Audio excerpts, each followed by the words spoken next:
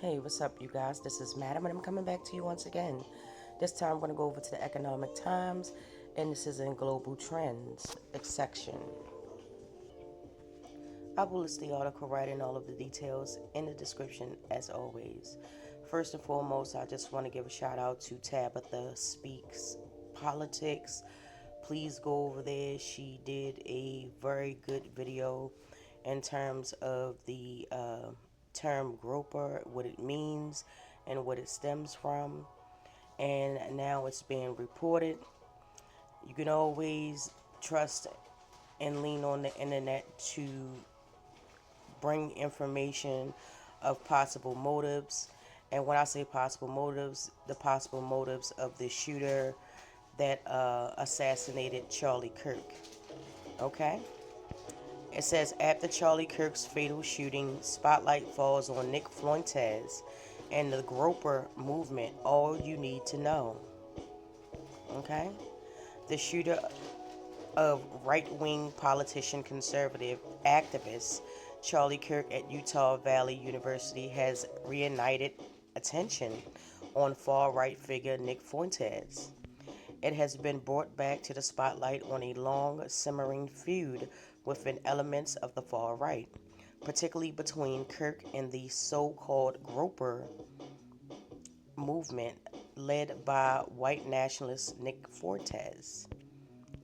As authorities investigate the motive behind the assassination of the president's Trump's ally, online speculations turn towards extremist factions that once targeted Kirk, specifically Fuentes' Groyper Army, which has long accused him of being insufficiently radical.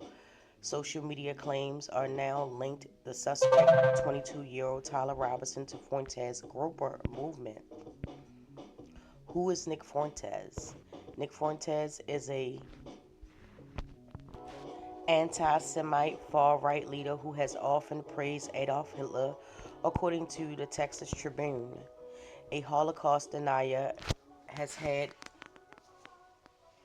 he has called for a holy war against Jews and compared the 6 million killed by Nazis to cookies being baked in the oven.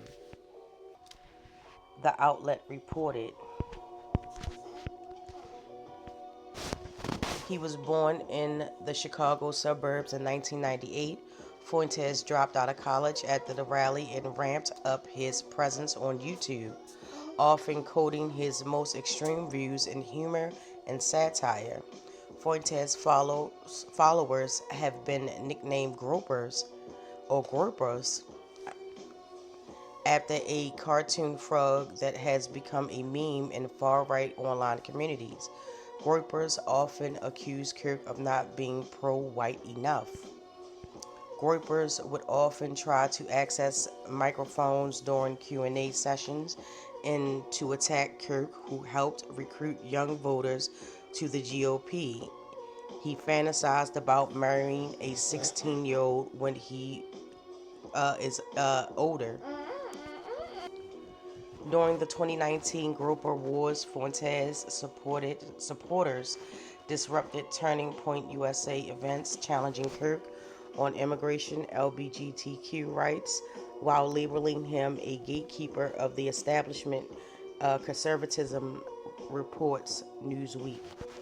What is a Groyper Army? The Groyper Army is a far-right, internet-driven movement centered on white nationalists and America First figures. Nick Fuentes. The Anti-Defamation League, ADL, describes the group as composed of all-right white nationalists and Christian nationalist activists who promote deeply anti-Semitic, racist, homophobic beliefs, frequently disguising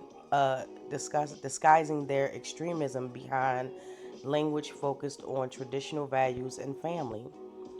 Their mascot is a cartoon frog named Groyper, a variant of Pepe meme used widely among extremist groups. The term Groyper gained momentum in 2019 during a public feud inside of the conservative movement. That year, followers of Nick Fuentes disrupted college events hosted by Charlie Kirk and his group. Turning Point USA accusing Kirk of watering down the Donald Trump's message. Charlie Kirk responded by calling the Groypers extremists.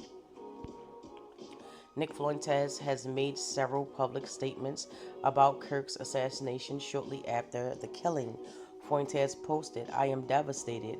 It feels like a nightmare that we'll never wake up from," and called for unity, writing, "The violence and hatred has to stop. Our country needs Christ now more than ever." On September 12th, Fuentes directed his comments at the Donald Trump administration. "We need more from the Donald Trump administration than what we're getting," he wrote on X. "Release all the information about the assassination and his Discord contacts. Everyone must be investigated. Tell us the plan. How will the government stop this from ever happening again? Where is the leadership? Question mark, question mark, question mark." And that seems to be the end of the article right there.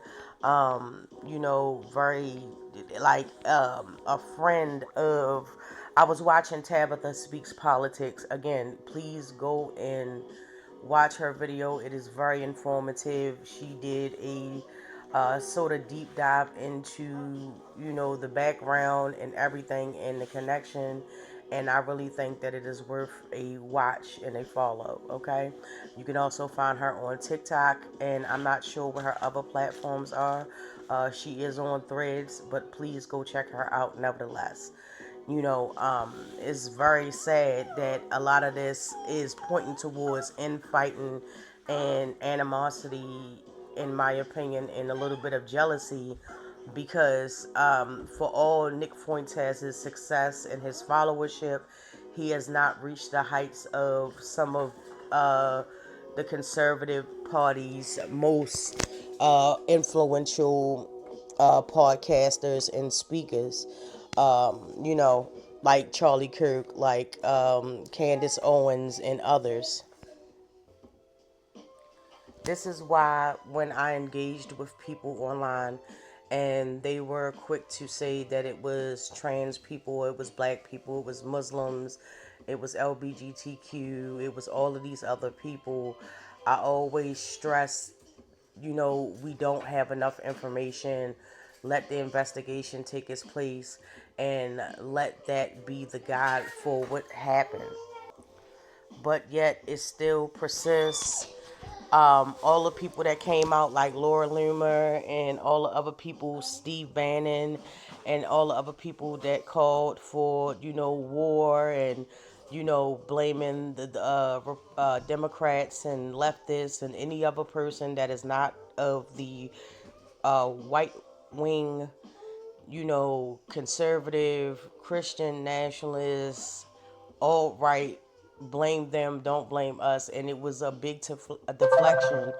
And, a lot of the things, were getting misconstrued. Like if you spoke out about it and say, "Hey, we don't have enough information," you were automatically called a leftist. You were automatically called a Democrat supporter or sympathizer or whatever the terms are that they use for, people that are not Republican. And it's really, really sad, and it's disinformation. It almost seems, and I agree with Tabitha Speaks Politics when she said this, it's almost like they want to force a war, like they want to start a war, a civil war between the Republicans and the Democrats and all of the people that they consider not to be, you know, of their their hue, of their side, or whatever the case is. And that's a really scary thing that people really need to be aware of, because at the end of the day, you cannot do stuff like this. That's not right. People are going to get hurt. People are going to get accused. You have all these people out here that are clearly like 10 toes in, knees and elbows into, the right and what they're trying to push. And it's sadly to say it, but it might be a lot more violence that may ensue from a lot of disinformation, hate, fear mongering, and all of those types of things. And as we get more information about Charlie Kirk's assassin and what he believed or didn't believe and things like that. And even the governor of Utah came out and said, I wish he wouldn't have been one of us. I wish he would have been from another country or something like that. That tells you everything you need to know. The problem is not the people that support this type of rhetoric. The call is coming from inside the house. I repeat, the call is coming from inside the house. It's coming from your own group. It's spawning from out your own section. It's not anybody else. But they don't want to take accountability for it, and they don't want to do anything to stop it. They want to push this agenda so chaos can ensue that will further the plans that whatever the administration has going, and they are letting these people run rampant. And Kash Patel, of all people, he failed. They did not do anything to, aid in the capture of Charlie Kirk's assassin. When you're posting information prematurely but didn't want to take all the credit, and then per reportings, or it has been reported that you sit there and you scold your team because they didn't do a job when you wasn't even doing your job.